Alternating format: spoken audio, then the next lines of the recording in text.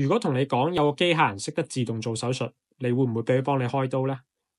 達文西手術系統係現時最先進嘅微創手術機械人。呢個系統咧，一般係由醫生坐喺一個控制台上面，透過操作機械臂啦，醫生可以做出一啲非常精細嘅動作，喺唔使親手接觸病人嘅情況下咧，都可以完成一個微創手術嘅。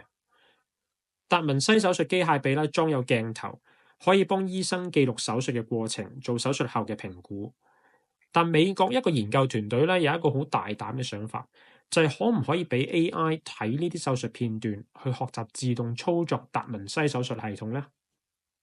團隊咧用咗一種叫做模仿學習嘅 AI 技術，呢種技術啦可以俾機械人從人類嘅專家嘅示範入邊咧去做學習。過往咧亦被用過嚟開發無人駕駛咧等等嘅技術嘅。之前咧都有科學家研究過自動手術機械人。但通常呢啲系統咧，都只係識得做一啲特定嘅一個指定動作。例如過往有研究團隊咧，成功示範利用機械人自動幫一隻豬咧去做腸道縫合嘅手術嘅。但問題係呢啲技術咧，通常只可以適用於一個單一嘅場景，去到新手術啦或者新環境咧，就會好容易出錯啦。今次呢個團隊啦，嘗試利用模仿學習技術嚟創造一個相對簡單嘅 AI 訓練策略。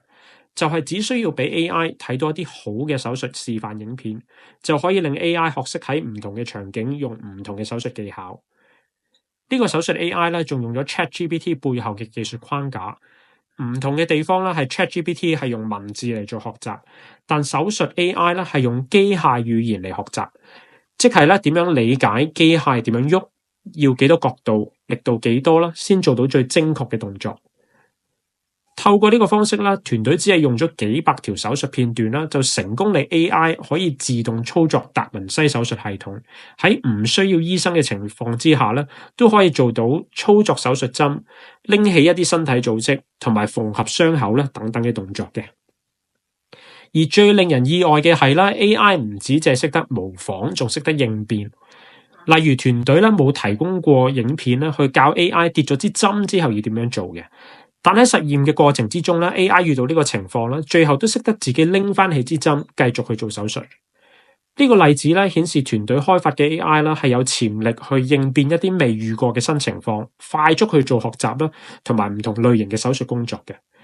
團隊話咧，佢哋下一步想做嘅嘢係訓練 AI 去完成一個完整嘅手術。